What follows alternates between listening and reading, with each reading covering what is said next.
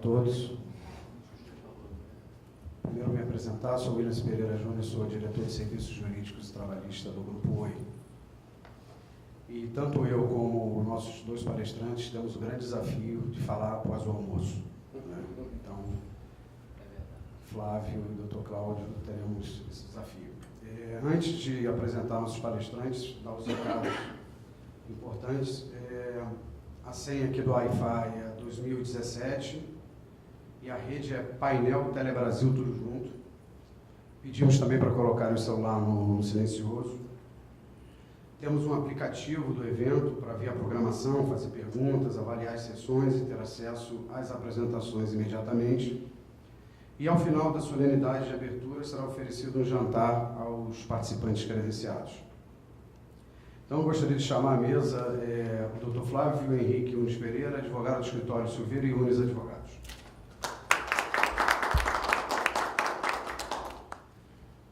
Chamar também o Dr. Cláudio de Souza Neto, advogado do escritório Cláudio de Souza Neto Advogados. Antes de passar a palavra para o primeiro palestrante, o Dr. Flávio, nosso tema é um tema bem interessante, em função de tudo que já foi dito e das mudanças que o Brasil atravessou. Eu acho que desde a criação da CLT a gente passou pela principal reforma das relações de trabalho. E existe uma grande dúvida, doutores, quanto à aplicabilidade disso e como a Justiça do Trabalho, na pessoa não só dos tribunais regionais, como na pessoa do Colegiado do Tribunal Superior do Trabalho e o Supremo, vão lidar com esse tema daqui para frente. Antes de abrir a palavra, eu só quero deixar para a reflexão de todos, para a gente até discutir no final, se for o caso. Quem acompanha e quem milita, a gente vem acompanhando uma Justiça do Trabalho cada vez mais hipossuficiente, como foi colocado aqui nos dois primeiros painéis, e com o tempo divergido um pouco das decisões do Supremo. Né? O TST ele passou a entrar em choque um pouco com as decisões do Supremo. Isso vem se refletindo de decisões de 2 anos para cá. Então, eu acho que fica essa reflexão para a gente discutir e abordar de que forma a Justiça do Trabalho pode interferir na aplicabilidade, interferir na validade, na constitucionalidade da reforma trabalhista em vários pontos considerados aí como pontos cruciais. Então, eu vou pedir a palavra para o Dr. Flávio e, no final da palestra, a gente abre prazo para pergunta.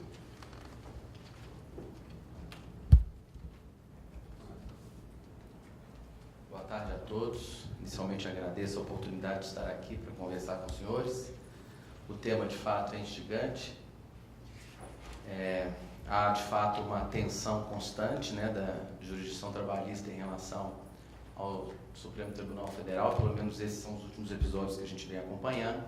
O desafio meu aqui é tentar fazer uma análise do que viria, né, um prognóstico de como o Supremo, enfim, os tribunais superiores, vamos assim dizer, irão lidar com essa realidade, com essas mudanças legislativas recentes. Eu coloquei, portanto, eu acho que já está ali, né, como foco meu, essa reação dos tribunais superiores frente à normatização da terceirização. Esse vai ser o meu foco aqui. Para isso, nós vamos nos ater, então, basicamente, à reforma trabalhista propriamente dita, que vai pela Lei 13.467, que vai começar a sua vigência no dia 11 de novembro deste ano. E que já em vigor a 13.429, que alterou 6.019, já colocando, vamos dizer assim, em realidade, em prática, as alterações quanto à terceirização, né?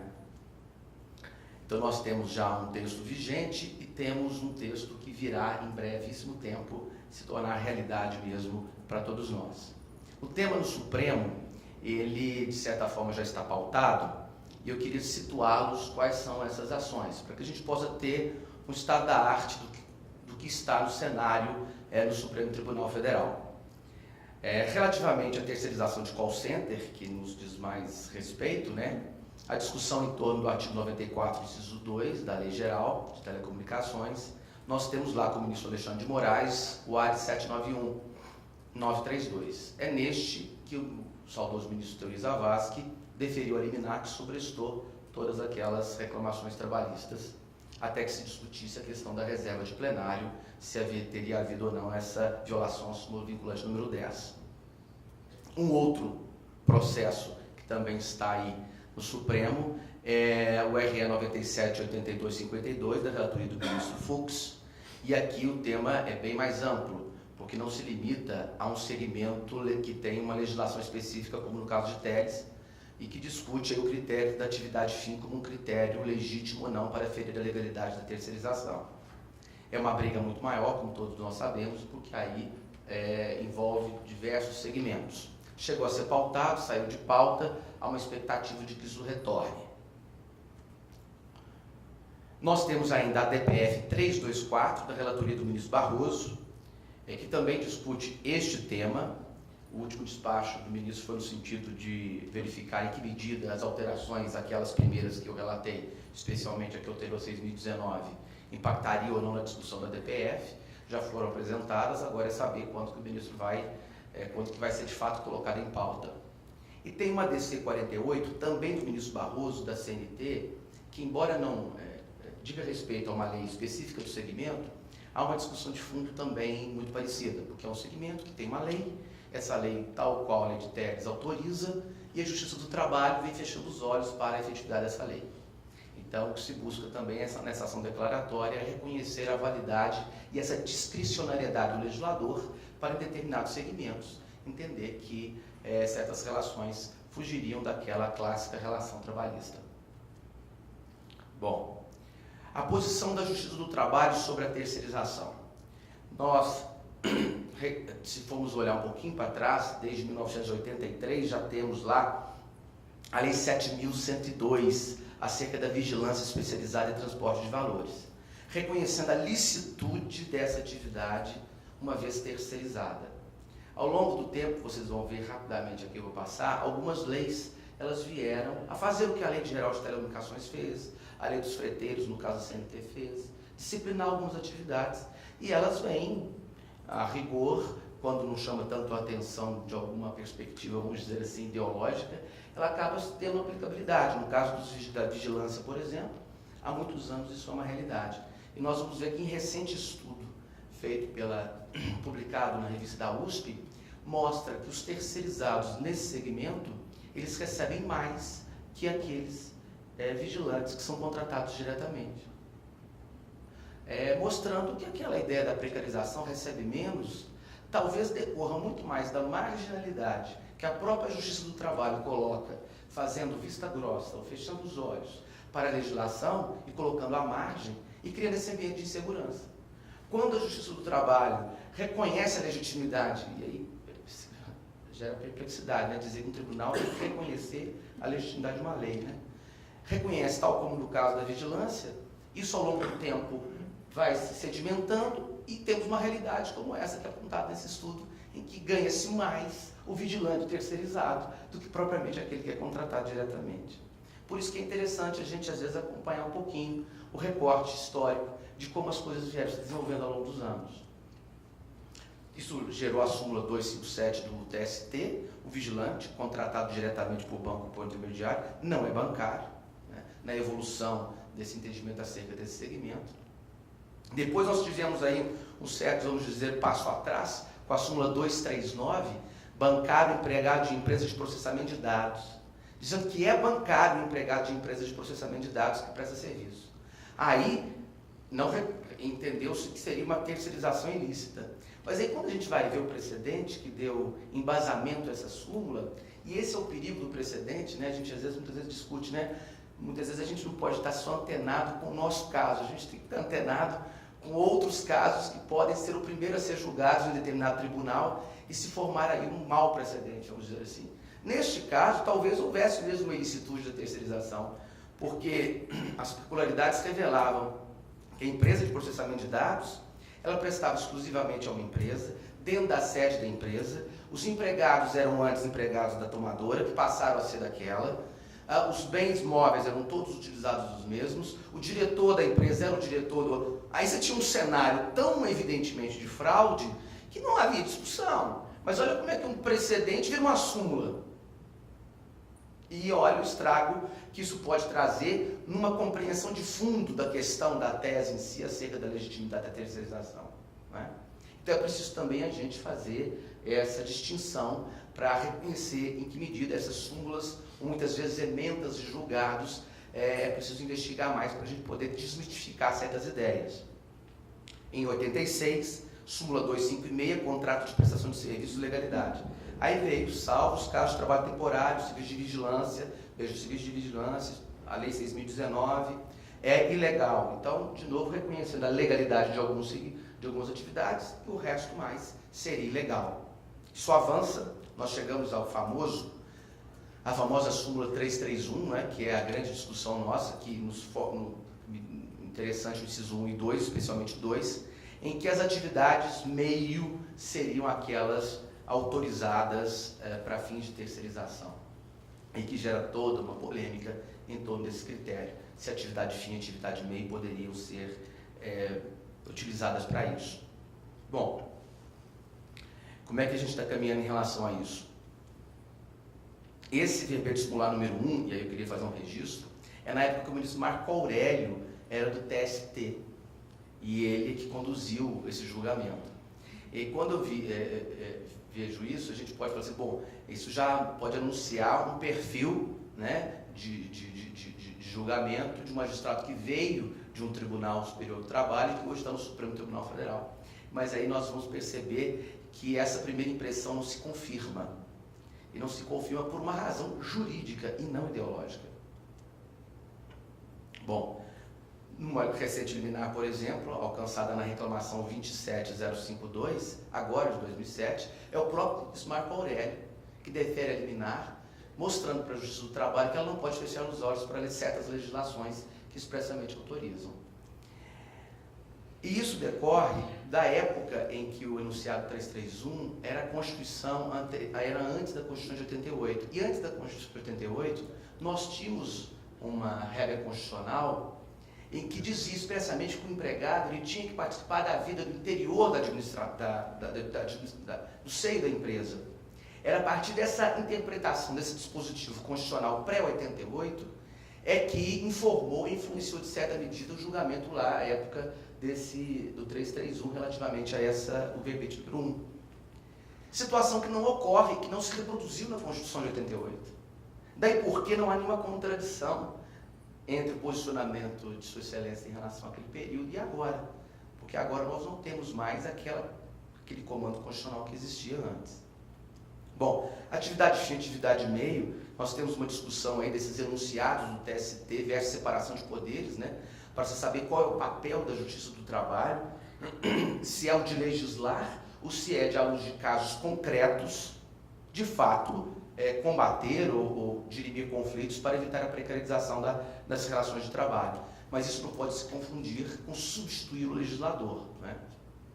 Os parâmetros são a subordinação, pessoalidade, os critérios legais previstos na CLT, e não se pode simplesmente se esconder atrás de uma noção de subordinação tão ampla que esvazia a norma.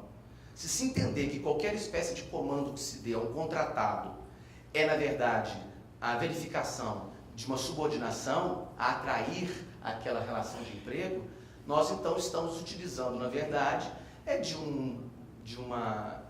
um artifício, que é essa concepção tão lata desses institutos, para, na verdade, fazer aquilo que se quer fazer, muitas vezes ideologicamente, que é entender que não pode terceirizar em hipótese alguma, o legislador está errado. E o pior, fazer isso sem enfrentar a constitucionalidade da norma, mas muitas vezes se valendo de interpretações desses termos legais, relativamente à questão da pessoalidade, né, enfim, da subordinação, mas de uma forma que esvazia por completo a norma. E esvaziando a norma, nós vamos ter um conflito. Quem legisla e quem julga. Não dá para se fazer as duas coisas ao mesmo tempo. Não é? As questões sobre as diferenciações entre atividade fim e atividade meio, elas vêm sendo discutidas já há algum tempo, né, mostrando aqui a dinâmica empresarial, a forma de organização do trabalho, dos mecanismos de produção. Isso aí já vem sido colocado de uma forma muito constante, para mostrar que não mais se compatibiliza certos pressupostos de outrora com a visão que hoje a dinâmica do trabalho, das relações de trabalho exigem. Recentíssimo precedente, foi até o Willis que me mandou, uma publicação agora de um acórdão do Supremo Tribunal Federal, aborda essa questão teórica mesmo, sobre reconhecendo que a dinâmica atual das relações de trabalho, dos meios de produção, justificam e legitimam a terceirização, que a terceirização per si não seria um retrocesso. Então, quanto a esses pressupostos, eu acho que o Supremo vem colocando e vem mostrando uma aceitabilidade acerca disso, até porque, de alguma forma, contra fatos é difícil mesmo a gente brigar, não é? No sentido de que a atividade fim e atividade meio seria um critério absolutamente precário e insubsistente e fluido demais para acompanhar essa diminuição. Um exemplo que me ocorreu na época em Minas, eu me lembro disso, há uma fundação em Minas que tem como atividade fim a confecção, a elaboração, a produção de medicamentos. Mas muitas vezes elas se socorrem da contratação de apoios para aumentar o consumo, não dá conta daquele volume de demanda e muitas vezes tem que contratar. Contratar o quê? Aquisição de medicamento, que a atividade fim dela quer fazer medicamento. Quer dizer, imaginar que isso é impossível porque a atividade fim é a mesma coisa de imaginar que eu, que sou dono de uma frota de caminhão, não posso terceirizar a manutenção. A oficina tem que ser minha, a manutenção dos meus carros não pode, porque se eu tenho carro, a manutenção do carro é atividade fim. Quer dizer, é um negócio que realmente fica difícil de compreender, né? Eu acho que também é uma confusão muito grande de imaginar a terceirização de uma parcela, vamos dizer, dita de atividade fim ou inerente, como queiram, e o que eu quero defender, e acho que é o que a reforma fez, qualquer atividade, não interessa se é fim, meio, inerente, o legislador hoje coloca claramente como autorizada a terceirização, a contratação dela, de que é uma confusão, como se isso fosse esvaziar, como se não fosse existir, como se fosse ter apenas uma empresa de fachada. E é esse o argumento que está presente nos inúmeros pareceres apresentados nessas ações perante o Supremo, né? Doutos juristas da área do direito do trabalho colocam que a empresa é uma empresa de fachada. É como se elas já partissem do pressuposto. Se é terceirização, é porque é empresa de fachada. Bastaria conhecer várias empresas. Eu, em Minas, tive a oportunidade de conhecer algumas, com 20 mil empregados, na atividade de call center.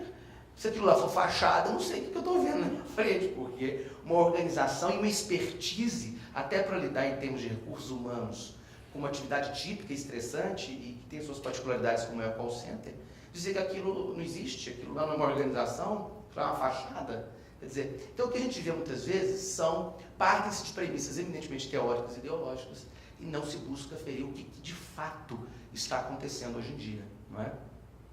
Os argumentos contrários que eu acabei de dizer, né? Por exemplo, esse parecer aí, do professor Calixto Salomão Filho, um parecer que está apresentado no RE 958252, em que ele diz o seguinte: a empresa terceirizada não é dotada de autonomia para definir os rumos de sua própria organização. E, no limite, deixa de assumir os riscos a elas inerentes. Isso significa que, aplicando-se a teoria da empresa já detalhada, apenas se pode concluir pela existência de apenas uma empresa, ou pelo completo esvaziamento da empresa terceirizada, meramente responsável pelo desempenho da atividade de outra. Ou seja, é como se não houvesse uma organização, uma empresa com seus riscos, numa empresa como essa que visitei, e há várias dessas pelo Brasil afora.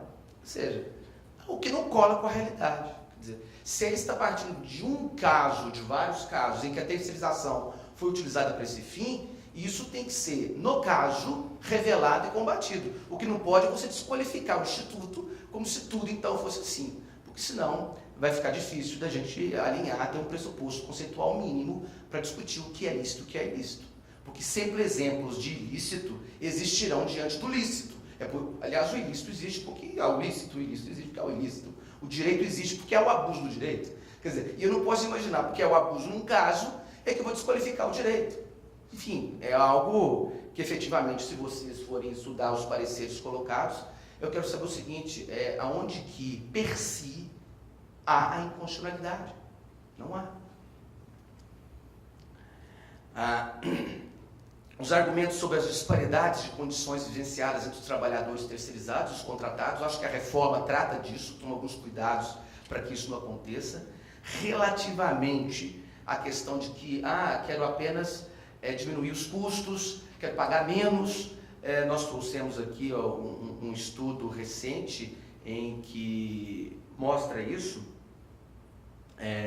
Há um pressuposto, né, ser colocado de alguma forma, a PGR, por exemplo, coloca, né, a diferença de remuneração ficou em menos 27% para os trabalhadores terceirizados, 27%.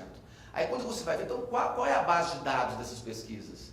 Elas pegam a média do que recebe os terceirizados e compara com a média de todas as outras atividades, quer dizer, desconsiderando que são algumas atividades, né, específicas que são a realidade hoje, que tem a sua particularidade, que tem uma remuneração menor, que muitas vezes são atividades que são de primeiro emprego e que, portanto, naturalmente tem uma remuneração menor do que em outras situações. Se a gente pegar a pesquisa, a gente vê que há muito buraco nessas pesquisas. E o que me pareceu muito interessante foi essa pesquisa divulgada na Revista de Estudos Econômicos da USP, agora, julho e setembro de 2017, em que, aspas, mostramos que para um conjunto de 6 ocupações tipicamente terceirizáveis, ou seja, pensou aquilo que selecionou minimamente para que houvesse o mínimo de mínima uniformidade nessa comparação, pegou 6 ocupações tipicamente terceirizáveis no Brasil. O diferencial de salário dos trabalhadores terceirizados é de menos 3,6%.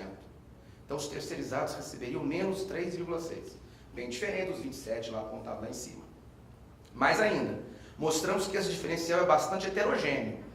Enquanto serviços como limpeza ou telemarketing têm um diferencial negativo para os terceirizados, a terceirização de serviços de vigilância implica uma remuneração média maior do que a recebida pelos diretamente contratados. É o que eu comentei agora há pouco. Por que será que o de vigilância recebe mais? Exatamente por aquilo que eu comentei, no sentido de que é a que há menos tempo é marginalizada, quer dizer, foi o primeiro caso em que a Justiça do Trabalho reconheceu a legitimidade. Não, vigilância pode terceirizar.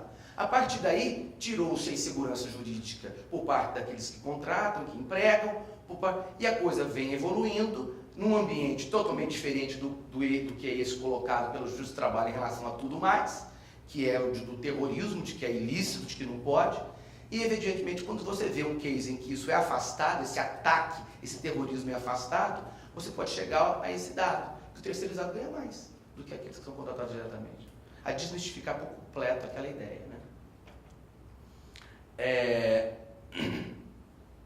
Em relação aqui às justificativas e a legalidade em torno da terceirização, eu acho que para nós é muito claro, e eu vou apressar um pouquinho por conta do meu tempo, a questão da especialização, da desburocratização da estrutura, os exemplos clássicos no segmento de automóveis, de editoras, de livro, construção civil, enfim, é uma realidade que nós poderemos colocar com muita clareza nesses casos, né?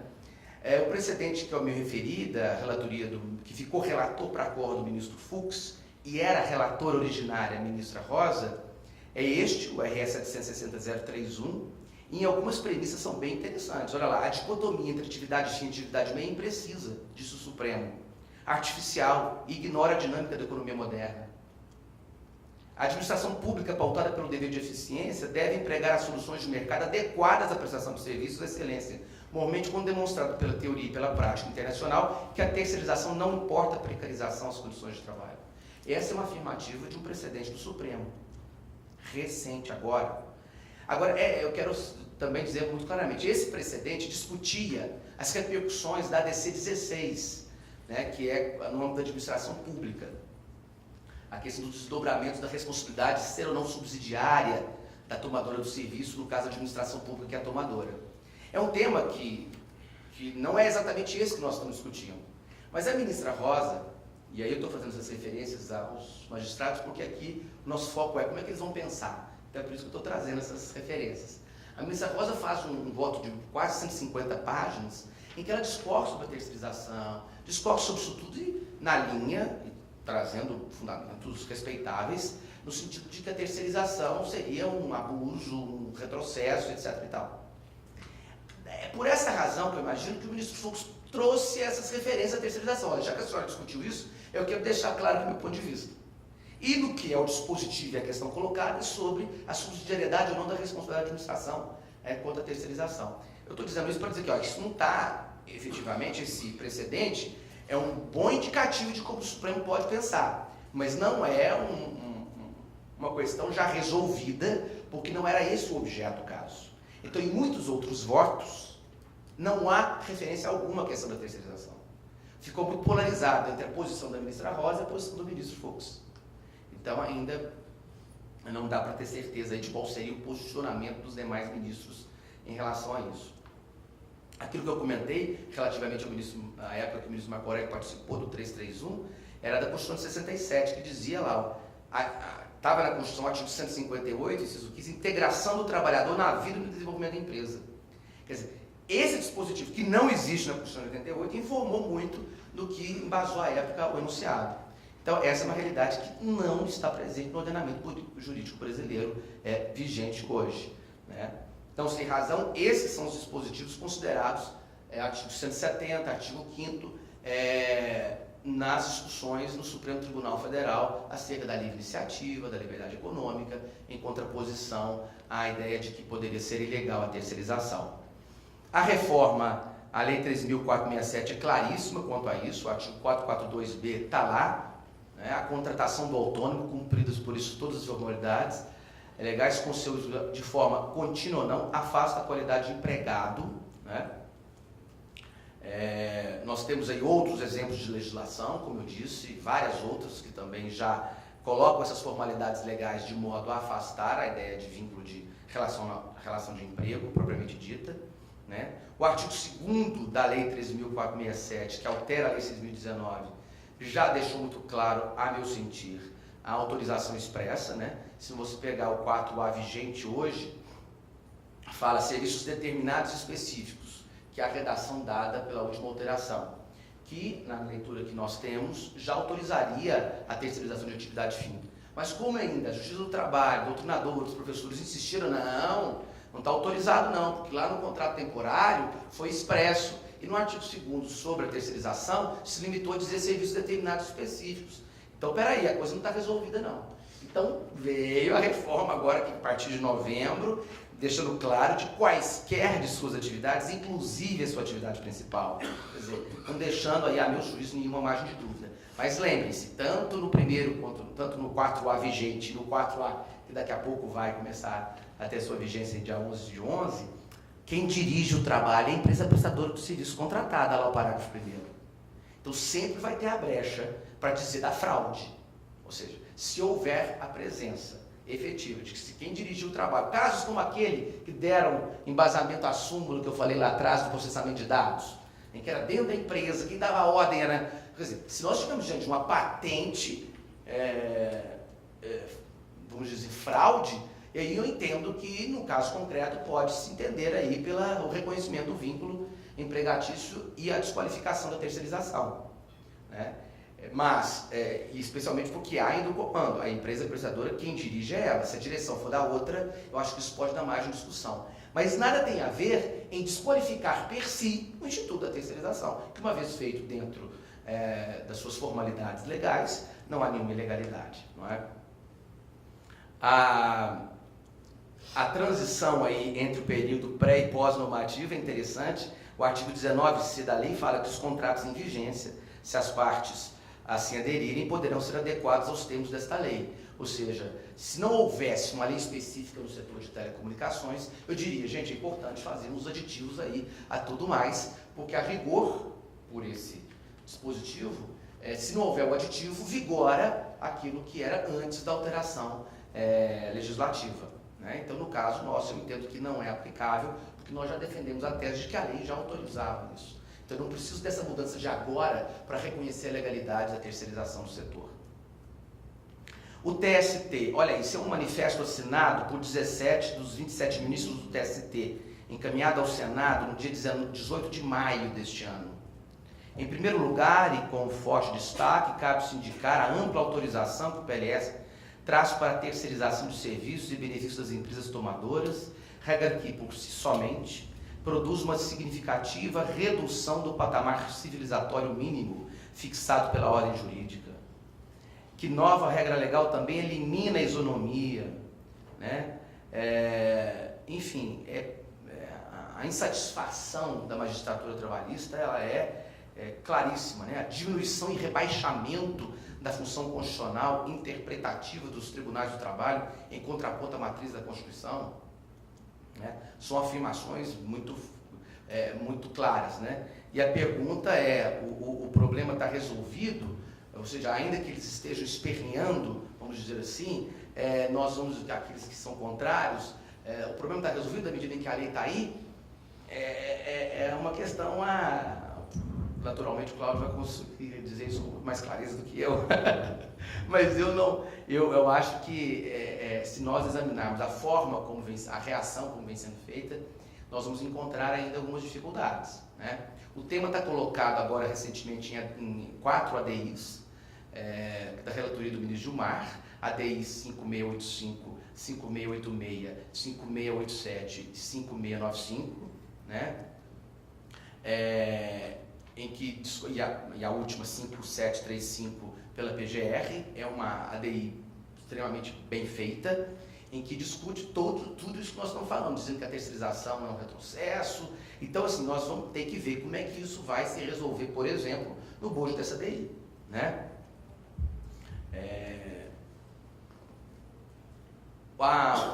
Um exemplo clássico de uma manifestação recente de um ministro do TST acerca disso é de que fizemos um juramento de julgar e vamos aplicar a lei ordinária que aprovou a reforma, mas não vamos aplicá-la isoladamente. É uma leitura trabalhista que se insere à luz da presunção constitucional, ou seja, o indicativo é de que a justiça trabalhista possivelmente vai se valer do seu controle difuso de constitucionalidade e afastar, em muitos casos, eu imagino isso por essas frases de efeito, olha, com isso fica a lição, podemos mudar as leis, mas não as cabeças das pessoas. A Justiça do Trabalho não atualizou suas premissas. Um debate promovido agora, no dia 4/8/2017, no Senado, em que ficou claro, a ANAMATRA dizendo que, inclusive, não iria ajuizar uma ADI exatamente para viabilizar o exercício do controle difuso por parte dos magistrados. Ou seja, a sensação que eu tive, posso estar equivocado, é de que a magistratura trabalhista reconhece que o Supremo, no momento, tem uma leitura que pode ser desfavorável àquela que a magistratura entende como correta, e por isso quer se arriscar o menos possível na discussão do Supremo, possibilitando, então, como sabemos todos, o exercício do controle difuso de constitucionalidade que qualquer magistrado pode fazer acerca das leis. Então, se assim o fizerem, afastando a aplicação, dezenas de reclamações devem ser ajuizadas para dizer, olha, está violando aqui, e está a reserva de plenário, caso seja de primeira instância. E se por acaso for uma decisão colegiada, pleno plenário, somente em recursos extraordinários poderá ser resolvido. Então nós poderemos ainda ter uma justiça trabalhista, salvo se vier uma decisão plenária do Supremo em juízo concentrado, em que de vez coloque o fim a essa discussão. Estou terminando. Aqui em audiência no Senado foi afirmado que o alcance da reforma deve observar normas internacionais, além da Constituição Central. Divulga projeto que pretende revogar a retirada de direitos. Já há um movimento, inclusive, de revogação, de novos projetos tentando revogar isso. A ANAMATRA acredita, por outro lado, que uma ADI contra a reforma teria maior chance de ser rejeitada no Supremo e ainda limitaria a atuação dos juízes do trabalho em primeiro grau, que podem questionar índices e criar uma jurisprudência favorável aos trabalhadores. Bom, a meu juízo, a inexistência de uma ADI por parte desse segmento é uma questão estratégica pela leitura que eles fazem no Supremo. Por fim, deixe-me ver se tem alguma... Eu acho que a lição que nós temos que ter, e eu acho que isso não é tanto um problema do setor nosso, mas eu acho que isso acontece em muitos outros casos, que é os cuidados que se deve ter para terceirizar. Muitas vezes, terceirizações mal feitas, mal conduzidas, é que servem de exemplos utilizados por quem ideologicamente pensa o contrário, para tentar julgar em cara e mostrar isso aqui é um retrocesso. Eu acho que efetivamente o setor tem condições claríssimas e contundentes para mostrar que isso não ocorre no segmento e que, portanto, as nossas chances são efetivamente de fazer prevalecer a reforma. Muito obrigado, estou à disposição para qualquer dúvida.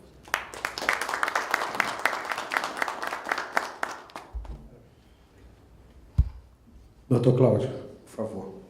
As perguntas ficam para o final, não é isso, Zé? Ok.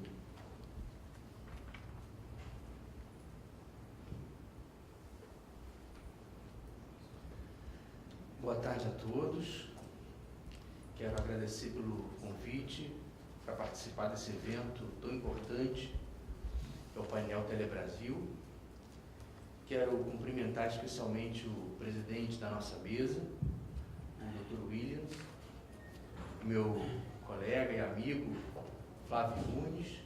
Também aproveito para cumprimentar o Dr. José Américo, que também tem uma atuação muito destacada no que toca às questões jurídicas envolvendo o setor de telecomunicações. Eu vou buscar rapidamente falar sobre três tendências que me parecem ser predominantes dos tribunais superiores brasileiros, em especial no TST e no Supremo Tribunal Federal, no que toca à reforma trabalhista. A leitura da reforma trabalhista que já vem sendo feita, por exemplo, pelo Ministério Público do Trabalho, também pela OAB. A OAB o Conselho Federal tem uma comissão de Justiça do Trabalho que também produziu um parecer sobre a reforma trabalhista, revela que parte da nossa comunidade jurídica considera que a reforma trabalhista tem diversos pontos sensíveis quanto à sua constitucionalidade.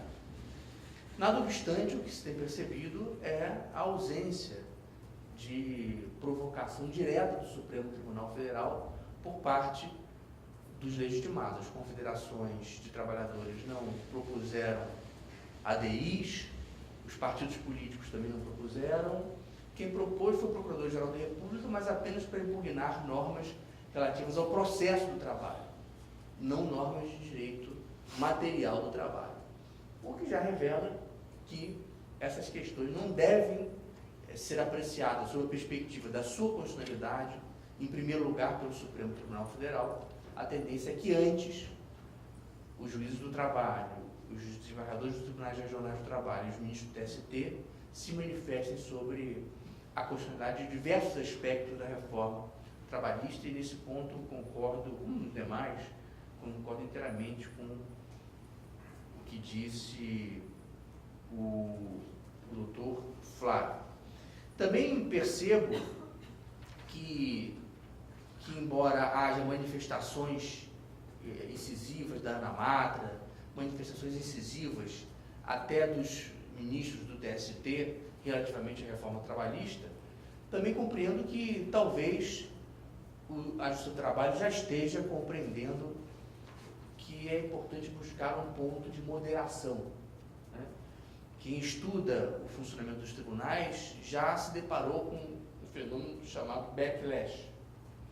É um fenômeno que se observa, por exemplo, na jurisprudência americana, quando a Suprema Corte tratou do tema do aborto.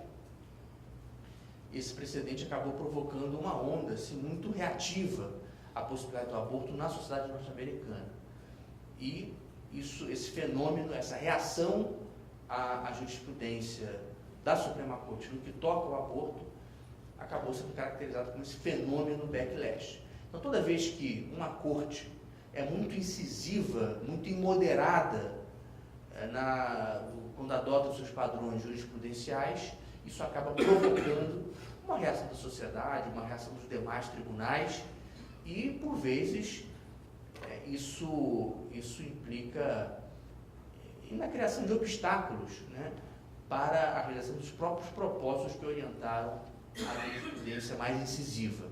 Então, acredito que o seu trabalho esteja já consciente disso, observando, sobretudo, a reação que tem advindo do Supremo Tribunal Federal a diversos precedentes estabelecidos no âmbito do TST, e penso que embora deva ter lugar o exercício do controle difuso de constitucionalidade, e é muito provável que juízes do trabalho, desembargadores e ministros examinem diversos tópicos da reforma trabalhista à luz da sua constitucionalidade, não vejo que isso se dará de maneira radical. Pelo contrário, eu acho que deve ter lugar o surgimento de uma jurisprudência mais moderada, sobretudo no TST. E exemplifico isso com o tema da terceirização, né? Seria realmente, na minha opinião, fora de lugar que o TST hoje declarasse inconstitucional a reforma trabalhista e também a lei específica sobre terceirizações, para restabelecer o parâmetro que proíbe a terceirização de atividade fim. Não acredito mesmo que o Tribunal Superior do Trabalho vá fazer isso. A minha percepção é de que a distinção operada pela reforma trabalhista entre terceirização de atividade e terceirização de mão de obra é o critério que acabará por prevalecer na própria jurisprudência do Tribunal Superior do Trabalho. O Tribunal Superior do Trabalho deve recepcionar essa inovação legislativa, não é? Que compreende que a terceirização de atividade é possível e, ao mesmo tempo, rechaçar as fraudes, como é o caso dessa que o Dr. Flávio, em boa hora, apresentou para todos nós. Né? A utilização do instituto lícito, legítimo, como é a terceirização de atividade, como subterfúgio para se fraudar o contrato de trabalho por meio da mera terceirização de mão de obra. E essa distinção entre terceirização de atividade e terceirização de mão de obra me parece ser muito importante e é um cuidado conceitual que todos devem ter, né? Advogados que advogam para trabalhadores e, sobretudo, advogados que advogam para empresas. Porque volta e meia ainda vejo nos debates sobre direito do trabalho alguém falar em terceirização de mão de obra. Trata-se de conceito absolutamente rejeitado pela legislação e pela jurisprudência, ao passo que a terceirização lícita de atividade, ainda que se trate de atividade fim, hoje ela é reconhecida pela nossa legislação e certamente, pelo menos essa é a minha percepção, o Tribunal Superior do Trabalho, nesse tópico particular, não deve adotar uma jurisprudência imoderada, pelo contrário, deve adotar uma jurisprudência deferente em relação ao que tem predominado, ao pensamento que tem predominado no Supremo Tribunal Federal.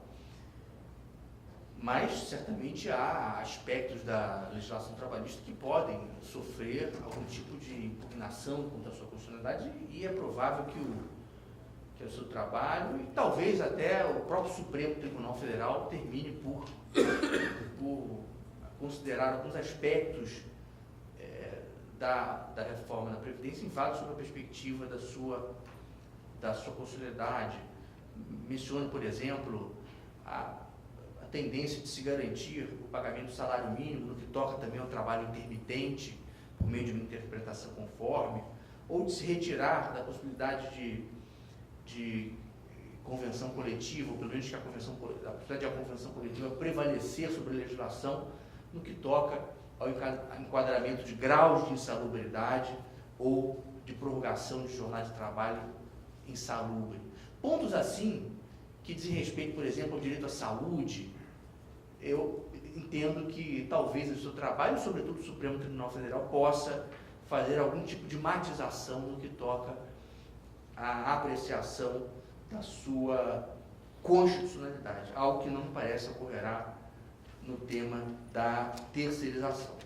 Mas eu quero chamar a atenção de todos para uma tendência que me parece ser muito importante e será decisiva para todos que advogam no seu trabalho, que é a tendência de se explorar cada vez mais o chamado controle de convencionalidade.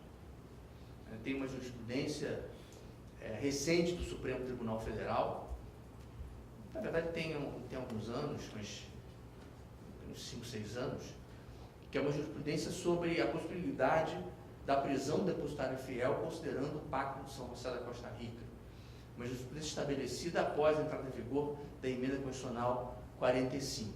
O Supremo Tribunal Federal compreendeu que os tratados internacionais sobre direitos humanos ocupam uma posição inferior à Constituição, mas superior às leis, razão pela qual o Judiciário pode realizar sobre os textos legais não apenas controle de constitucionalidade, adotando como parâmetro a Constituição, mas também controle de convencionalidade, adotando como parâmetro a legislação.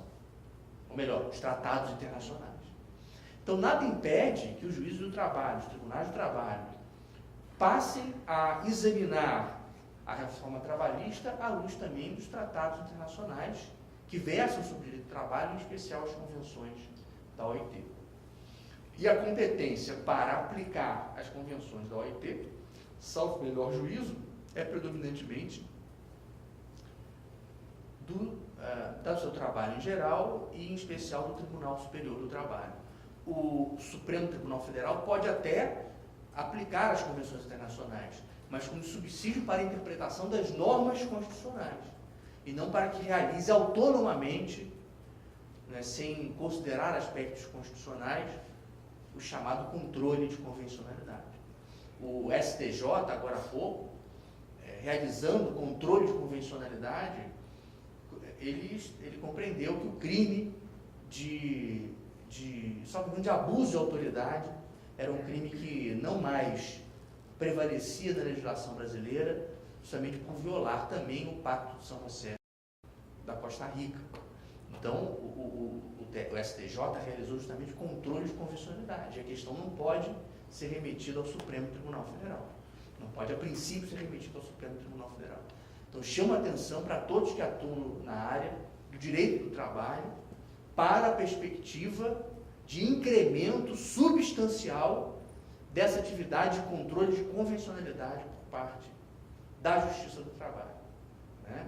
E chama atenção também para o fato de que esta atividade de controle de convencionalidade tende a se circunscrever à própria Justiça do Trabalho sem que as questões sejam remetidas, pelo menos com maior facilidade, ao Supremo Tribunal Federal. Então, me parece que essa é a segunda tendência. Realmente há um conjunto de questões que devem ser examinadas à luz de convenções internacionais. Quem verifica esse parecer elaborado pelo Ministério Público do Trabalho percebe que há impugnações com base na Constituição, mas há também inúmeras impugnações com base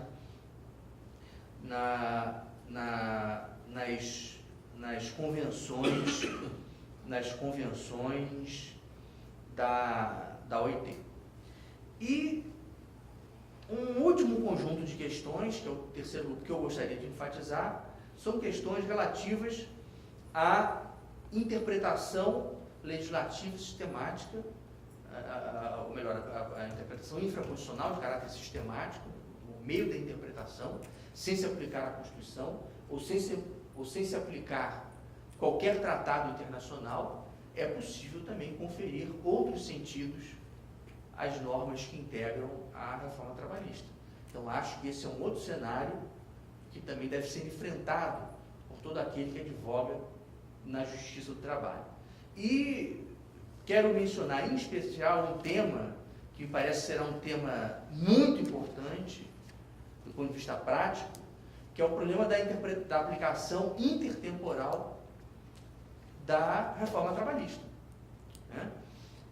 Há uma decisão apenas, que é notícia, pelo menos, do TST sobre o assunto, que é uma decisão da SDI, dizendo que a lei nova, no caso não era a reforma trabalhista, era a lei da terceirização, ela não se aplicava aos contratos de trabalho elaborados anteriormente ao início da vigência da lei e também concluídos anteriormente ao início da vigência da lei.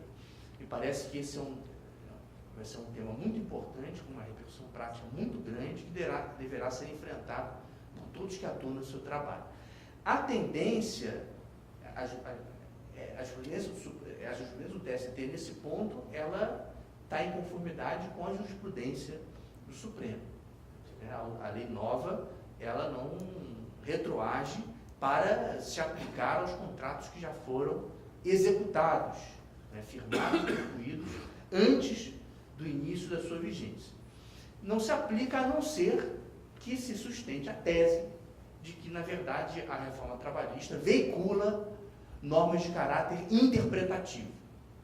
A jurisprudência do Supremo, ela é refratária ao tema das leis interpretativas, quer dizer, leis que servem à interpretação de normas já em vigor, leis já em vigor, mas a jurisprudência do Supremo não é totalmente fechada à possibilidade de leis interpretativas.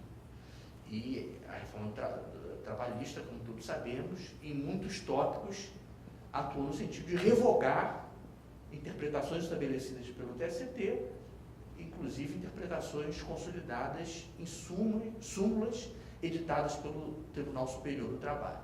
Então, acho que uma discussão que tende a se instaurar com alguma força no seu trabalho, que talvez chegue ao Supremo Tribunal Federal, é este problema, né, da aplicação retroativa da reforma trabalhista no que toca àqueles pontos em que a reforma exibe nítido caráter interpretativo. Né? Acho que a tendência é que o Supremo diga que não, que a lei nova não se aplica a contratos anteriores, pelo menos na maior parte dos casos, até porque a reforma trabalhista não é explicitamente interpretativa em nenhum tópico. Para o problema mais sério, diz respeito à aplicação da lei nova aos contratos já em curso. Porque a jurisprudência do Supremo Tribunal Federal é no sentido de que a lei nova não se aplica aos contratos em curso.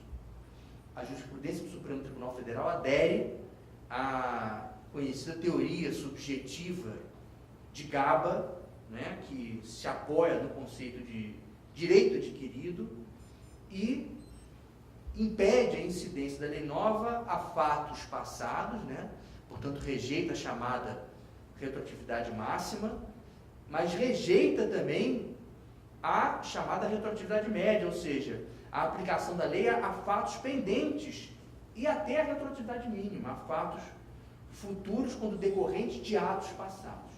Então, de acordo com a jurisprudência atual do Supremo Tribunal Federal, a lei nova não se aplicaria sequer aos contratos hoje em curso.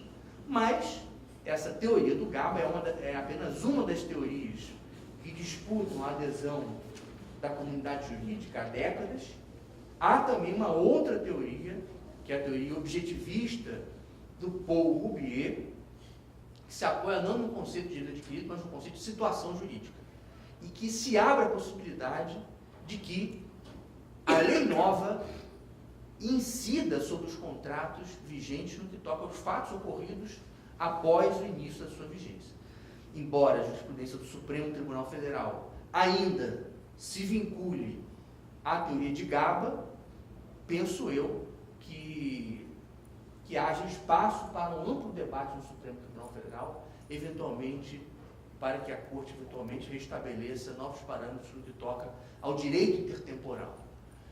Essa adesão à teoria de Gaba ocorre por meio de precedentes da Lavra do ministro Moreira Alves, providos de grande consistência, mas nada impede, penso eu, que o tema seja rediscutido no Supremo Tribunal Federal. Nesse ponto, andou mal a lei de terceirizações, né, quando, no seu artigo 19c, mencionado pelo Dr. Flávio, determinou que os contratos em vigência poderiam ser adequados à lei nova. Né, então, portanto, a lei das terceirizações situou o problema como um problema de pactuação entre as partes e não como um problema de aplicação do direito no tempo, como um problema intertemporal. Então, acho que nesse tópico a lei de terceirizações acabou, pelo menos no que toca à perspectiva empresarial, provocando mais mal do que bem.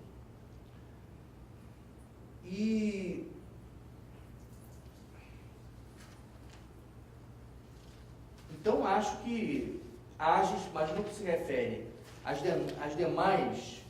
demais preceitos que integram a reforma trabalhista, penso eu, haja espaço no Supremo Tribunal Federal para discussão desses assuntos. Bom, se confirmar essa tendência de as centrais obreiras e os partidos e o próprio Procurador-Geral da República de não provocar agora o Supremo Tribunal Federal por meio do ajuizamento de ação direta, nada impede que, ou pelo contrário, isso provavelmente fará com que múltiplas decisões quanto à constitucionalidade das normas que integram a reforma da Previdência sejam proferidas pelo seu trabalho, mas nada impedirá que no futuro próximo a matéria seja levada diretamente ao Supremo Tribunal Federal por meio de ações diretas de constitucionalidade, aí então ajuizadas pelas centrais patronais, e a matéria será naturalmente devolvida ao Supremo Tribunal Federal. Bom, são essas observações preliminares que eu gostaria de dirigir a todos e me colocando à disposição para debate em seguida. Muito obrigado. Obrigado, doutor Cláudio. Vamos abrir para perguntas. Eu gostaria de fazer. Eu vou fazer aqui, eu vou abrir, já que ninguém levantou o braço, Zé Américo levantou o braço. Tá. Assim, uma das questões que foi muito debatida, tanto o doutor Cláudio como o doutor Flávio, nas primeiras palestras do dia, foi a aplicabilidade efetiva da reforma trabalhista. Assim, se tem o receio de que, mesmo com a reforma entrando diante da estratégia, pelo que eu entendi bem, me corrija o doutor Flávio e me corrija o doutor Cláudio, a estratégia da Justiça do Trabalho não foi de utilizar uma bala de prata, né? A estratégia dele é a guerra de trincheira. Só para lembrar que nem todos aqui são operadores do direito, então a estratégia de Justiça do Trabalho vai ser a guerra de trincheira nos juízos monocráticos dos seus respectivos tribunais, né? Essa é a estratégia. Nós, como gestores e executivos, e que nos reportamos, precisamos passar para a nossa liderança como funcionaria na prática isso. Que tipo de ação, que tipo de exercício a gente precisa fazer internamente para que a gente não tenha a famosa vitória de pirro, né? Que a gente fez, foi um trabalho enorme que hoje o deputado Marinho teve aí, foi o grande líder disso, apesar de eu discordar que ele teve no TST, e segundo o TST estaria muito favorável, eu não tenho essa visão, para mim o TST é bem desfavorável à reforma trabalhista, mas eu gostaria de ouvir de vocês assim, um pouco mais na prática e um pouco mais para o vocabulário, para principalmente a área de RH, né, que muitos não são advogados, que tipo de que a gente tem que ter medo hoje com relação à reforma trabalhista, o que a Justiça do Trabalho pode aprontar para a gente dentro das nossas organizações que não efetivem a aplicabilidade da reforma trabalhista. Não sei se eu fui claro na pergunta. Já passa para o próximo, por favor. Eu começo? Pode ser. Bem, eu acho que a preocupação maior do setor é em relação à terceirização, imagino eu. Já ampliou, né? Bom, porque com relação à terceirização, a gente já tem um histórico maior, né? Uma sinalização maior, porque o tema já vem sendo pautado. Que nos preocupa menos. Então, com relação à reforma, propriamente dita, é uma suposição aí mais difícil da gente mensurar como é que isso vai se desenhar, né? Eu imagino que a estratégia foi essa de não fazer um enfrentamento direto, porque se reconhece que a temperatura do Supremo é uma temperatura favorável a essas mudanças legislativas. É a sensação que eu tenho. Em algumas palestras que fui, participaram ministros do Supremo, eu percebi isso. Nessas discussões que já houve relativamente à terceirização, foi feitas sinalizações claras de que mudanças precisavam de acontecer, que o sistema, hoje a forma das relações são diferentes do que antes. Então há toda uma sinalização de que o Supremo possa caminhar bem quanto às demais questões trazidas pela reforma.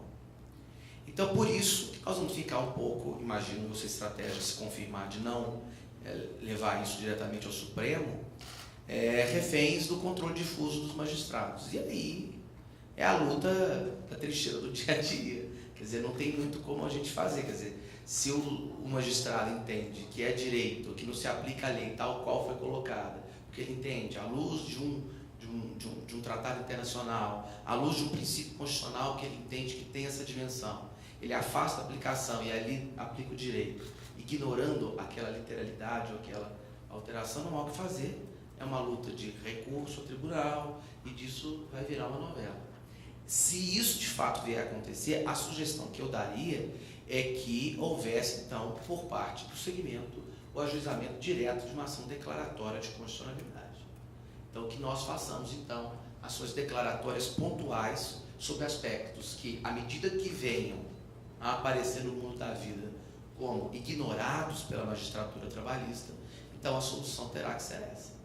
Um dos requisitos para a ação declaratória é exatamente haver esse conflito jurisprudencial, uns entendendo de um jeito, outros entendendo de outro. Então, é na medida que isso acontecer, é que se vai se apresentar a viabilidade da ação declaratória diretamente ao Supremo. E esse me parece que é o atalho para se resolver isso com maior celeridade, num ambiente que me parece favorável às alterações legislativas.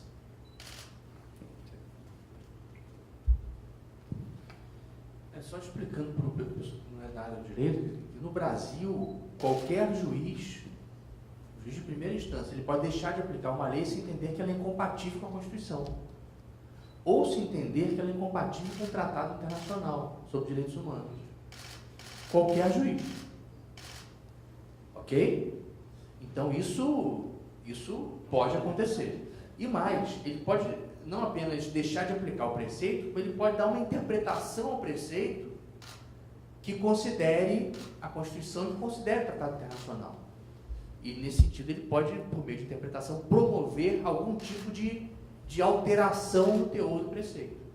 Tem a chamada interpretação conforme a Constituição, edição de sentenças aditivas, uma série de técnicas de decisão muito utilizadas hoje no judiciário que manipulam, e não estou aqui usando a expressão no sentido pejorativo, mas manipulam o teor da norma.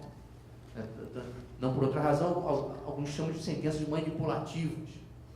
Então, essa é a tendência, na minha opinião, de que a magistratura do trabalho, provocada pela advocacia trabalhista, comece é claro que qualquer tipo de juízo assim, mais sectário contra as normas editadas, vai ser de imediato submetido à apreciação do Supremo Tribunal Federal, por meio de ADC, provavelmente, ou por meio de reclamação em alguns casos, e me parece que o Supremo irá rechaçar um movimento global desse trabalho de superação da reforma trabalhista. Mas interpretações com esse propósito de promover algumas adequações, obviamente, isso irá acontecer. Nem muitas conseguirão sobreviver à própria jurisdição do Supremo Tribunal Federal e muitas serão rechaçadas. Né? Me parece que decisões mais sectárias duram pouco, mas decisões ponderadas e moderadas tendem a ter vida longa. Queria aproveitar essa discussão. Se houver um controle difuso por parte dos juízes de primeira instância das varas e declarem lá a inconstitucionalidade, a gente aprendeu que cabe um ADC para tentar resolver isso ou reclamações, eventualmente reclamações constitucionais. Mas preocupa mais a figura dessa controle das convenções, ok? Em última análise, o que restaria seria o Brasil denunciar a convenção, né, essa convenção deixar de existir para que ela parasse de ser aplicada. Mas lá na reforma trabalhista, tem reformas importantes do direito do trabalho, do direito do processo do trabalho, melhor dizendo, e em especial coisas muito importantes para reduzir o número de ações que a gente tem hoje. Mas tem lá aquela questão da transcendência, né, que o juiz ele tem que considerar a transcendência daquele caso para admitir o recurso especial. Né? E para a gente que milita no setor, sempre é um problema muito grande que temas que vêm sendo julgados, muitas vezes até em descompasso com a lei, que a gente não consiga tirar esse tema do TST, que não seja apreciado por um outro órgão que não um outro tribunal que não é um tribunal especializado no justiça do trabalho, que a gente tem uma tendência lá que se ficar circunscrito à justiça do trabalho, a gente acaba criando uma situação parecida com a da Súmula 331, que durante décadas era a lei máxima, apesar de não ser lei. Tem solução essa questão que você comentou? E aí uma pergunta para os três. Vocês veem alguma solução para essa questão da transcendência? Como é que vocês veem a questão da transcendência, o risco de vários temas sensíveis ou acabarem sendo manipulados, como você colocou, pelo Justiça do Trabalho, e sem que com isso, por causa da transcendência, o tema consiga chegar ao Supremo e ficar ali encapsulado?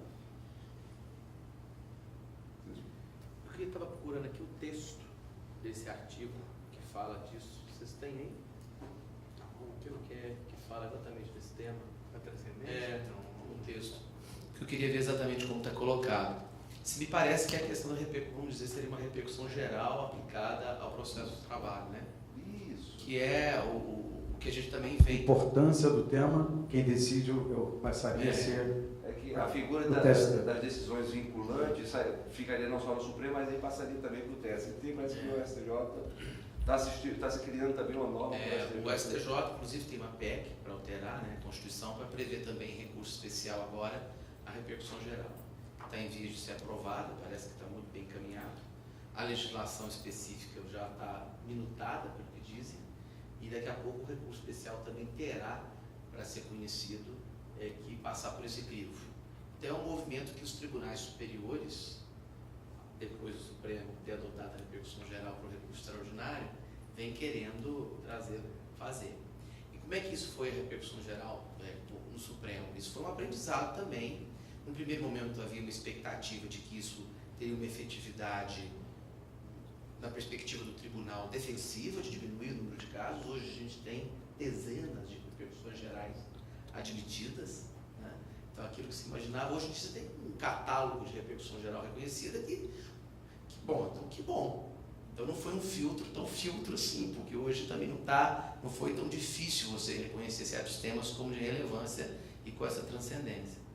Eu acho que isso de fato vai segurar muito, é um problema, porque você demonstrar que aquele tema ele tem um impacto que refoge a repercussão econômica e social daquele caso, é um desafio argumentativo que talvez não seja da praxis da Justiça do Trabalho, seja por parte dos operadores do direito, seja também pelos próprios magistrados.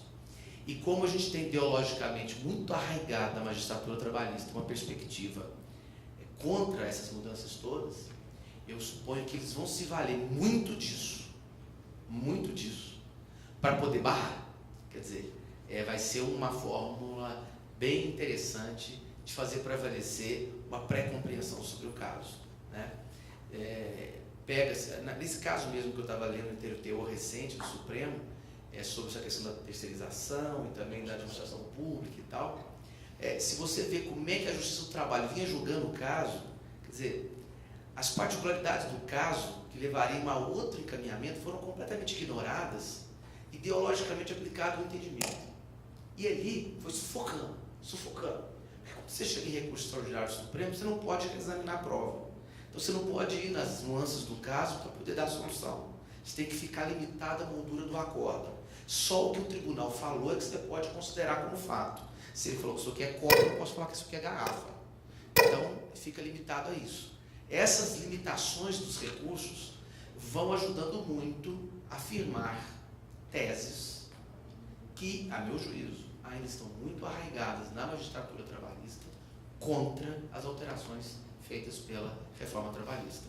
Então eu vejo também como um problema sério para se fazer chegar, para se pautar essas questões no Supremo. Vai ser usado isso como um filtro, uma barreira muito forte. Concordo. Agora, tentando analisar essas questões sob a perspectiva dos interesses do empregador e do empregado.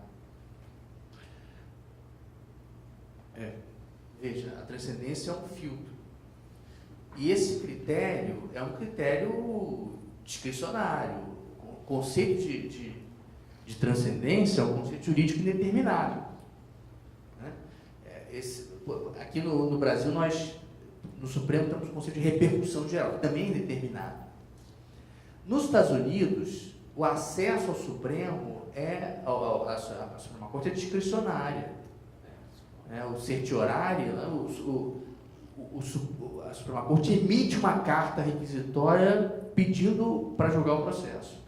Esse ato é discricionário, está dito lá. E na prática, admitir ou não admitir um recurso extraordinário, por entender ou não que há repercussão geral, também é um ato, em grande parte, discricionário.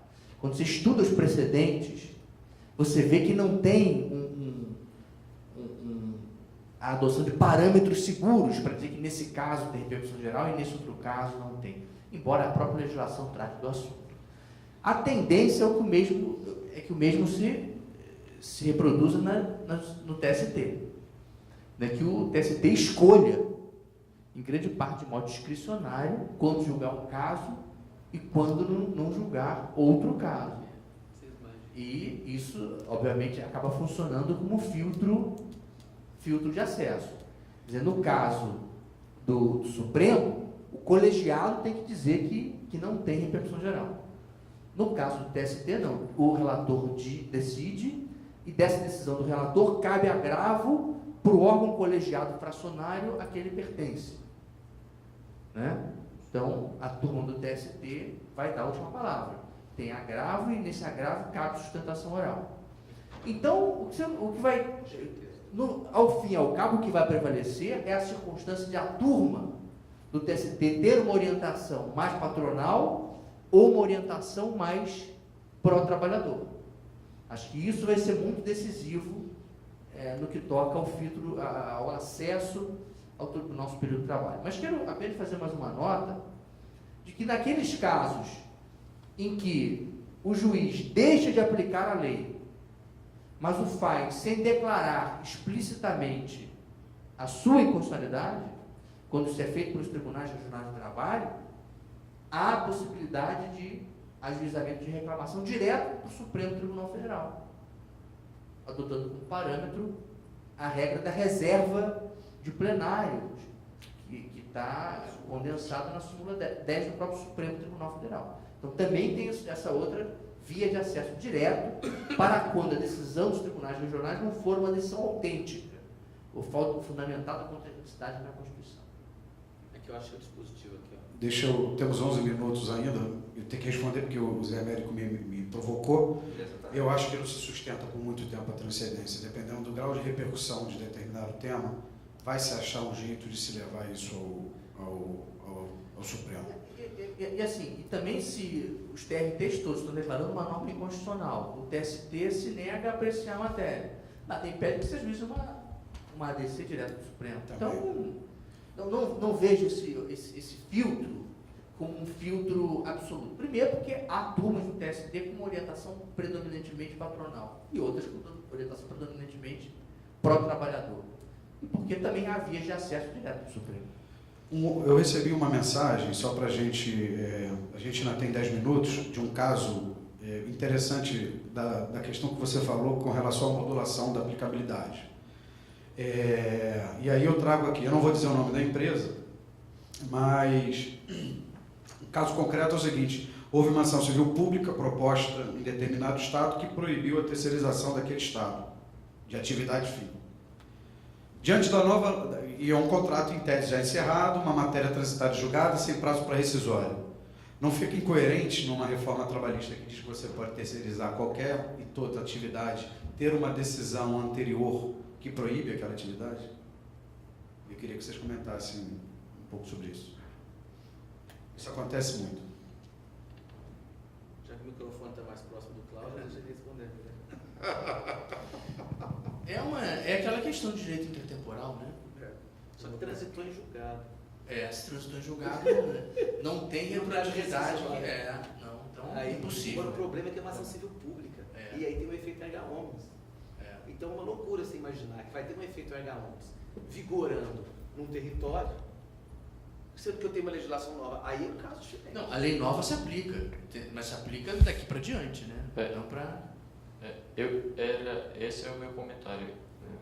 A sentença transitada em julgada da CPI, ela pode contemplar, por exemplo, você não poder mais terceirizar sob pena de pagar uma multa. Mas aí não se Naquele momento, isso era viável. Com o surgimento da lei, aquilo que era ilegal ou irregular passou a ser permitido, portanto, você... Para o futuro não tem erro. Como a empresa age? Passa a terceirizar novamente aquela atividade no estado onde a ação civil Tem Claro. claro. Lei nova. Eu imaginei que o problema fosse relativamente ao período de vigência, de incidência da decisão da CPI. Não. Isso também vale para os táxis, né? Termo de ajustamento de conduta. Se de alguma forma eu me comprometi com o Ministério Público, porque naquele momento aquela atividade era irregular e tanto que eu tive que ajustar a minha conduta, né? É claro que eu faria uma notificação ao É. Ministério Público, Denunciando. dizendo, ó, terem visto a nova legislação, vim informar que a empresa vai passar a adotar condutas a partir da nova lei. Ignorar o Ministério Público eu não faria. Mas Eu simplesmente faria uma petição informando. Dever de cortesia. Uma última questão aqui. Você, Cláudio, na apresentação dele, colocou a questão da não retroatividade para preservar o ato jurídico do prefeito. Então, aqueles contratos que haviam sido firmados antes da lei, valeria a regra, Fala um pouquinho mais. a regra de quando foi firmado o contrato. Exatamente. Inclusive no que toca os contratos ainda em vigor. Esse acho que vai ser a grande discussão. Agora, isso vale para os contratos de trabalho? Porque se vale para o contrato de trabalho, significa dizer o seguinte: a reforma trabalhista só vale para aqueles que foram contratados a partir Novo empregado. do novo empregado. Essa que vai ser a grande discussão. Esse, na minha opinião, vai ser o grande tema em debate na esfera do direito do trabalho. Se a reforma do trabalhista vale para os contratos em vigor ou não. Que ela vale para os contratos que se façam daqui adiante, não tem dúvida. Que ela não vale para os contratos já encerrados, a dúvida é remota. É aquilo que eu falei, discutir a natureza interpretativa ou não da lei. O que é muito difícil, na minha opinião. O que é a discussão mais interessante é saber se a lei nova se aplica aos contratos hoje vigentes.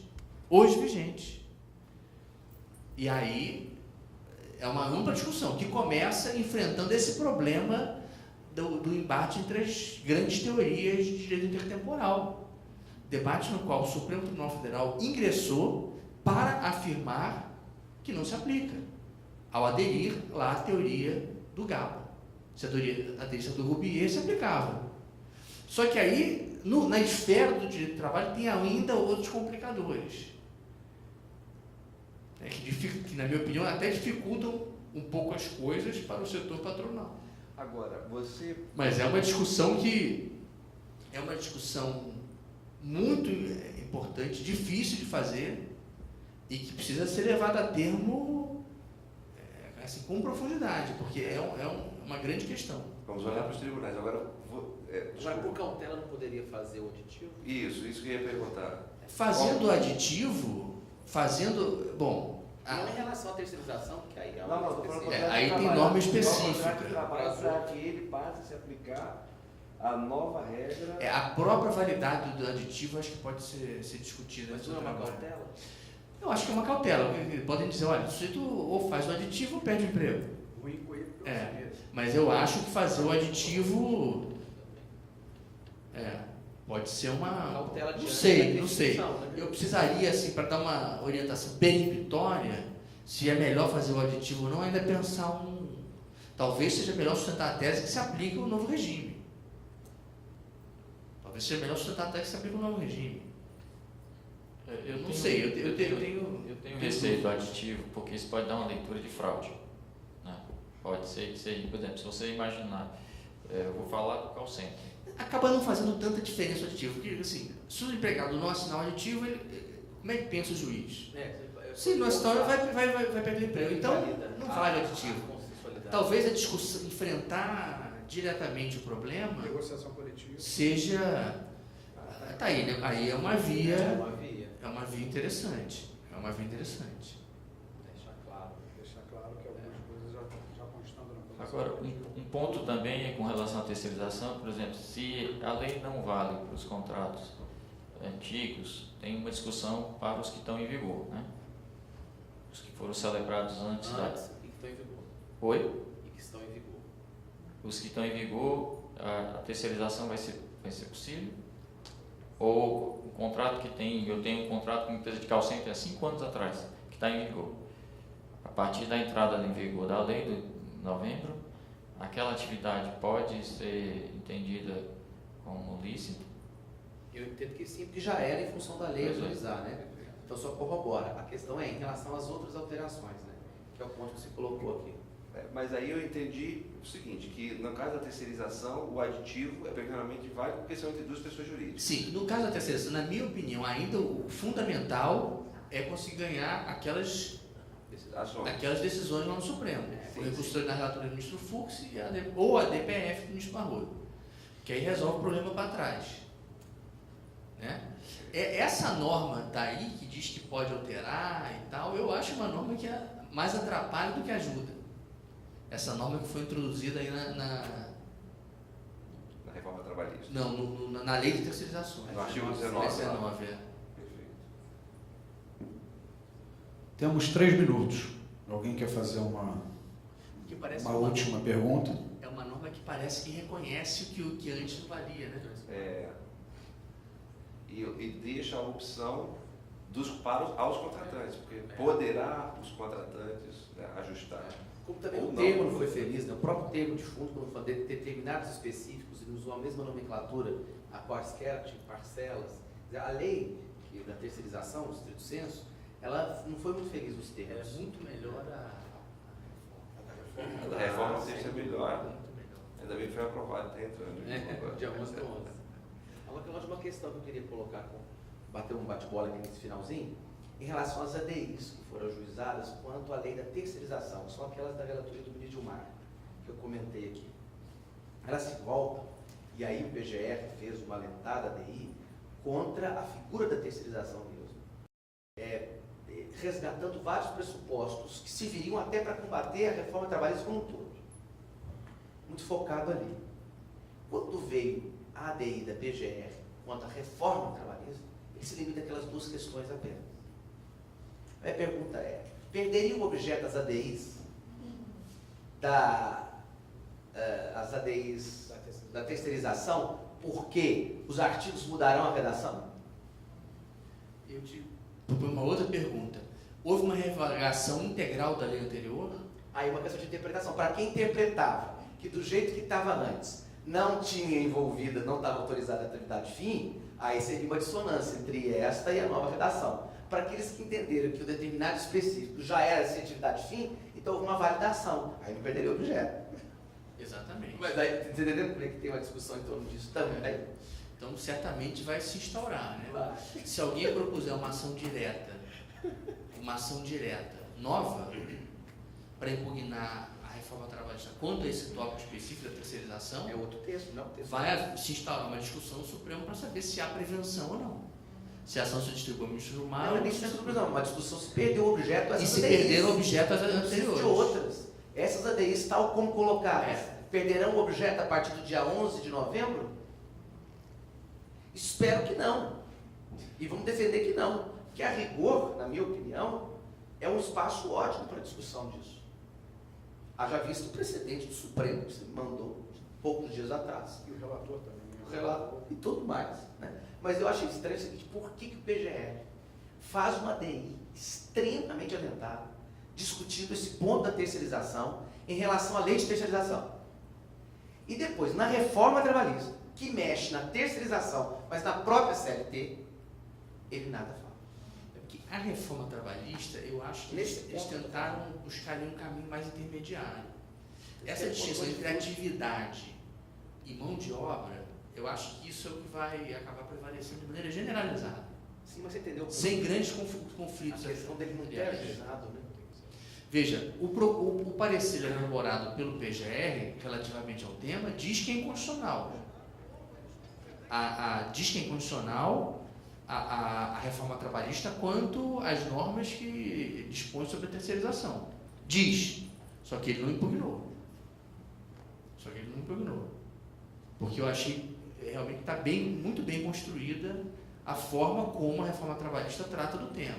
Agora, Acho de dificílima superação. a primeira DI que ele fez contra a lei geral, contra a lei de terceirização, ele considera inconstitucional porque permite a contratação de atividade fim. Sim. Porque isso só se reforçou nessa Sim. lei nova. Sim. Quer dizer, não houve uma alteração legal em relação a isso que o PGR tem. Primeiro ele fala o seguinte, primeiro ele diz, não autorizou, mas ainda que se tiver autorizado, aí é inconstitucional também. Ele fez as uma. Pois é, então aí cabe dentro desse Entendeu? espectro aí. Ele fala, não autorizou não. Agora, se entender que autorizou, é inconstitucional nesse ponto. Podemos encerrar, doutor Paulo? Eu só queria fazer um comentário, eu não sei se é muita ousadia, mas eu tenho a impressão que tanto a lei de terceirização quanto a reforma vai ajudar, isso é uma percepção, no julgamento dos nossos casos, do Fux, aquele que está lá com o Alexandre, porque quebrou um paradigma que se tinha lá atrás, até um receio dos ministros, de julgar liberando a terceirização.